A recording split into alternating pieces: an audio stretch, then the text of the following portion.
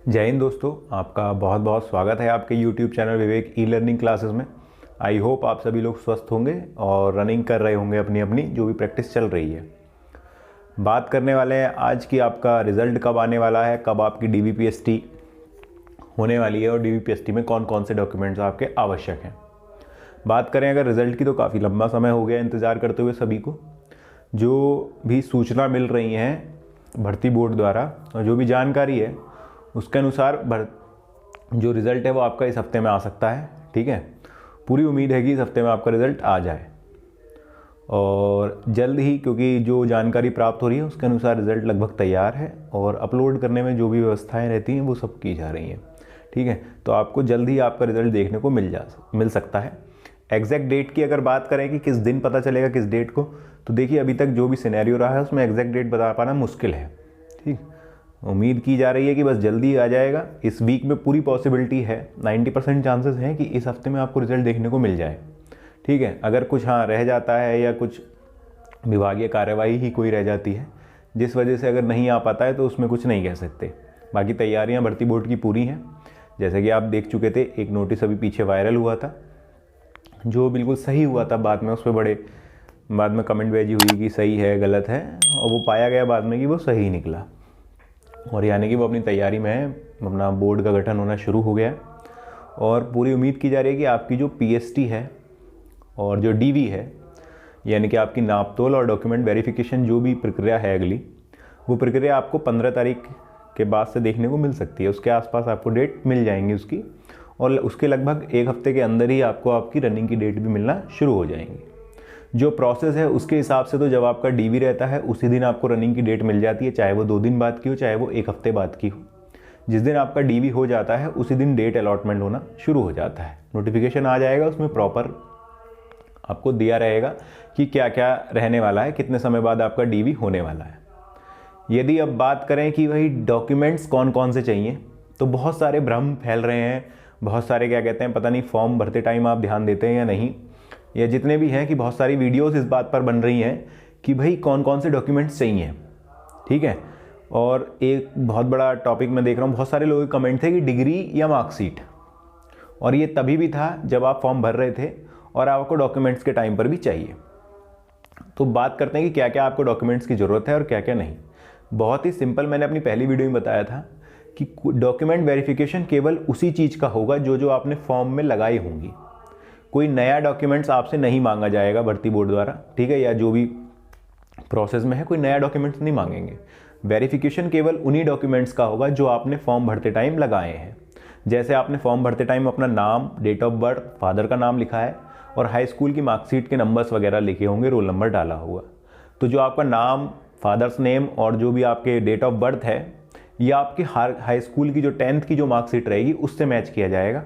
तो आपने ऑब्वियस है कि फॉर्म भरते टाइम वो लगाई होगी। ठीक है, आपसे रोल नंबर वगैरह भी मांगे गए होंगे उसके। तो जो जो डॉक्यूमेंट्स आपने अपने फॉर्म में लगाए थे फॉर्म फिल करते हुए, एक बार रिकॉल कर लीजिएगा, याद कर लीजिएगा कि आपने कौन कौन से डॉक्यूमेंट्स लगाए थे। वो सभी डॉक्यूमेंट्स ओरिजिनल फॉर्म में, फोटो स्टेट नहीं काम चलेगी, आपको उन्हें ओरिजिनल फॉर्म में क्या कहते हैं वहाँ पर दिखाना रहेगा। ठीक है, वो वहाँ पर मैच करेंगे आपके जो भी नंबर भरे हुए होंगे, आपने जो भी क्या कहते हैं उनके क्रमांक भरे होंगे, तो वो सभी डॉक्यूमेंट, जैसे आपने 10th की मार्कशीट चाहिए होगी, आपकी 12th की मार्कशीट लगाई होगी, आपने ग्रेजुएशन की फाइनल ईयर की लगाई होगी या डिग्री लगाई होगी। अगर आपने फाइनल ईयर की मार्कशीट लगाई है, मतलब जो आपके पास अवेलेबल थी उस टाइम पे, तो आपको अपनी फाइनल ईयर की मार्कशीट दिखानी रहेगी। यदि आपने वहाँ डिग्री के नंबर भरा है, मतलब डिग्री वगैरह लगाई है अपनी, तो आपको वहाँ डिग्री दिखानी रहेगी। इसमें कोई डाउट वाली बात मत रखिए। जिसने डिग्री लगाई है वो डिग्री दिखाएगा, जिसने मार्कशीट लगाई है अपनी फाइनल ईयर की वो मार्कशीट दिखाएगा। ठीक है, तो इसमें कोई ऐसा भ्रम नहीं है। बाकी आपके अगर क्या कहते हैं आपने EWS से फॉर्म भरा है तो आपका EWS सर्टिफिकेट होगा, वो दिखाना पड़ेगा। अगर आप रिजर्वेशन ले रहे हैं कैटेगरी में तो आपको अपना कास्ट सर्टिफिकेट दिखाना रहेगा। ठीक है, तो ये सब चीज़ें, और ये सब चीज़ें जब आपने फॉर्म भरी है उससे पहले की होनी चाहिए। जैसा कि नोटिफिकेशन में लिखा था, फॉर्म की डेट जैसे एक्सटेंड हुई थी तो वो डेट भी आपकी एक्सटेंड मानी जाएगी। जैसे पहले फॉर्म की लास्ट डेट कुछ और थी, बाद में लास्ट डेट कुछ और हो गई है, तो उसमें कोई दिक्कत नहीं है। आपकी फॉर्म की डेट जो लास्ट रही है जब तक फॉर्म भरे गए हैं उससे पहले पहले तक आपके सारे डॉक्यूमेंट्स होने चाहिए, चाहे EWS का सर्टिफिकेट हो, चाहे आपका मूल निवास प्रमाण पत्र हो। ठीक है, जैसे डोमिसाइल जो लगता है वो भी, तो ये सब उनसे पहले के होने चाहिए। बाद के होने से कोई फ़र्क नहीं पड़ता, ठीक है, बाद के नहीं चल पाएंगे, आपने जब फॉर्म भरा है उससे पहले के होने चाहिए वो सब चीज़ें, ठीक है।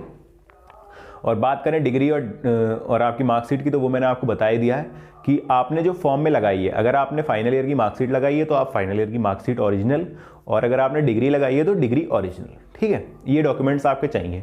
और बाकी आपकी पहचान पत्र वगैरह तो सब चाहिए। आधार कार्ड आपने लगाया होगा तो वो पहचान पत्र, वोटर ID कार्ड लगाई होगी तो वोटर ID कार्ड, ये सब पहचान पत्र आपके। तो ये तो बात हो गई डॉक्यूमेंट्स की।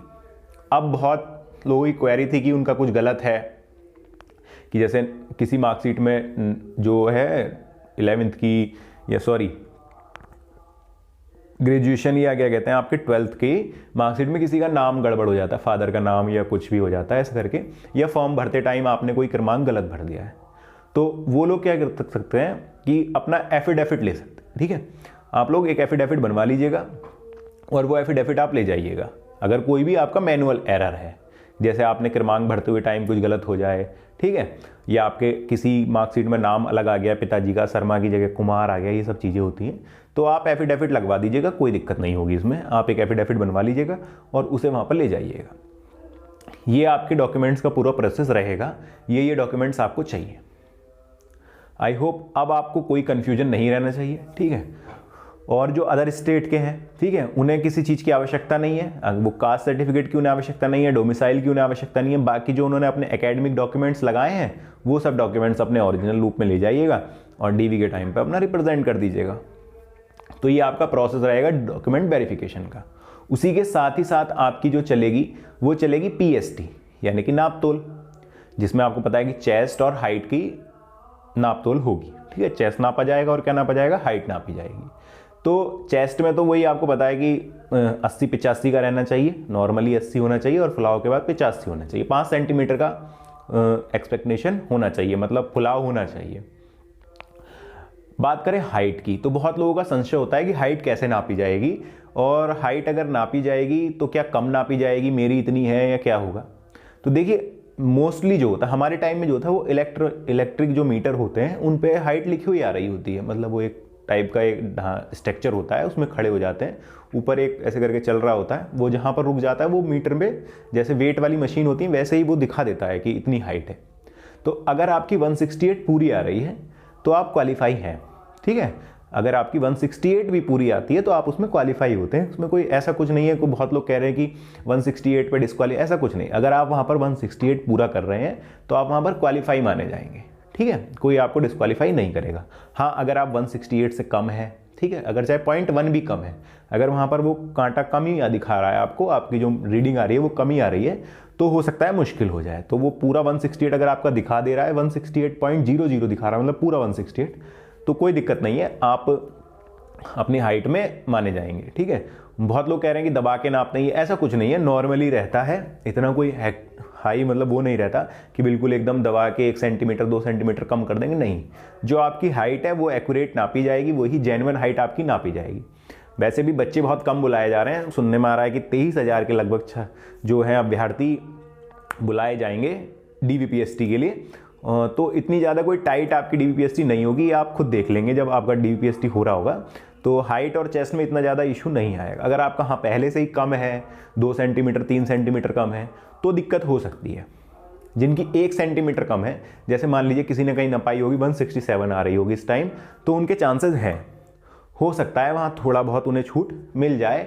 और जिनकी 168 167 रहती है वो डाउट में रहते हैं, देखिए, ठीक है, क्योंकि वहाँ क्या आएगा, बिल्कुल एग्जैक्ट तो किसी का नापना है नहीं, थोड़ा 1 सेंटीमीटर का मार्क ऊपर नीचे हो जाता है नापते वक्त, ठीक है। अब हो सकता है वो ऊपर भी हो सकता है और वो नीचे भी हो सकता है, लेकिन जो अगर इलेक्ट्रिक मीटर लगा रहा आपका वहाँ नापने की मशीन, तो वो जो रीडिंग देगी उसके अकॉर्डिंग माना जाएगा। अगर आपको कोई अपना डाउट होता है या ऑब्जेक्शन होता है, मतलब कि आप नहीं मानते हैं, तो आप ऑब्जेक्शन रेस कर सकते हैं, वहाँ पर इसकी सुविधा दी जाएगी, एक फॉर्म दिया जाता है, उसे फिल करके आप ऑब्जेक्शन रेस कर सकते हैं कि भाई मैं सहमत नहीं हूँ इस चीज़ से, मेरी ज़्यादा है, मुझे दोबारा नपवानी है, तो वहाँ पर दोबारा भी आपकी नापी जाती है, ठीक है।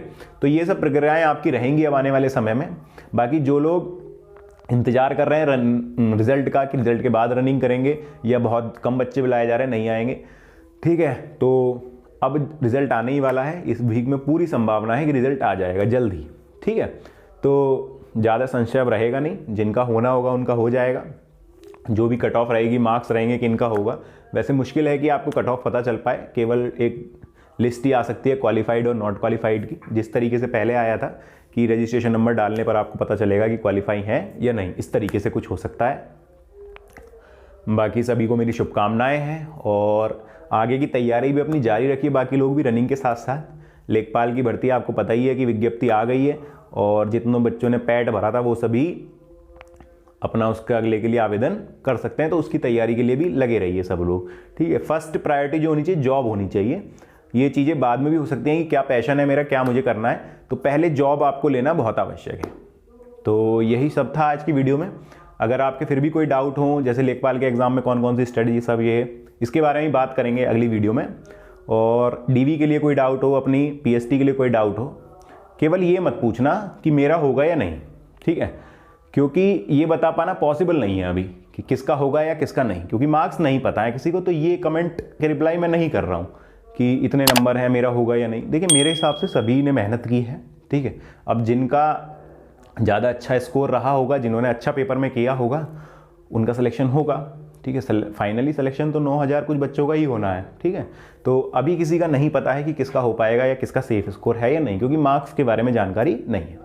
और वो सब थोड़े समय की बात और रह गई है, जल्दी आपको रिजल्ट देखने को मिल जाएगा और आपकी सारी क्वेरी दूर हो जाएंगी। इसके अलावा अगर आपका कोई डाउट है डीवीपीएसटी को रिलेटेड या किसी भी संबंध में, मेडिकल से रिलेटेड या कुछ भी, तो आप कमेंट कर दीजिए या आप मुझे डायरेक्ट मैसेज भी कर सकते हैं टेलीग्राम ग्रुप विवेक ई लर्निंग क्लासेस में जुड़कर, ठीक है। मैं कोशिश करता हूं कि रिप्लाई कर दूं वहां पर भी, और कमेंट में भी मैं रिप्लाई कर दूंगा, केवल स्कोर वाले को छोड़ के। अगर जेन्युइन कमेंट होगा तो ऑब्वियसली मैं रिप्लाई करता हूँ, ठीक है। और अगर आपको वीडियो पसंद आई हो तो, और नए हो चैनल पर या पुराने भी हो, देख रहे हैं सब्सक्राइब नहीं किया है, तो चैनल को सब्सक्राइब कर दीजिएगा। और अगर बहुत पुराने व्यूअर हो गए हैं, काफ़ी समय से क्या कहते हैं जुड़े हुए हैं अपने चैनल से, तो वीडियो को शेयर भी कर दिया करिए थोड़ा बहुत, ताकि ग्रो हो सके चैनल, मुझे मोटिवेशन मिलता रहे, बस ये सब, ठीक है। तो आज के लिए बस इतना ही था दोस्तों, ठीक। बाकी अपनी तैयारी करते रहें, जिस भी एग्ज़ाम की कर रहे हैं या रनिंग कर रहे हैं तो रनिंग करते रहें। मेरी शुभकामनाएं आप सभी के साथ हैं, ठीक है। जो भी हो अच्छा हो, तो सब लोग क्या कहते हैं जल्द से जल्द रिजल्ट देखें अपना। और आज के लिए इतना ही। जय हिंद दोस्तों।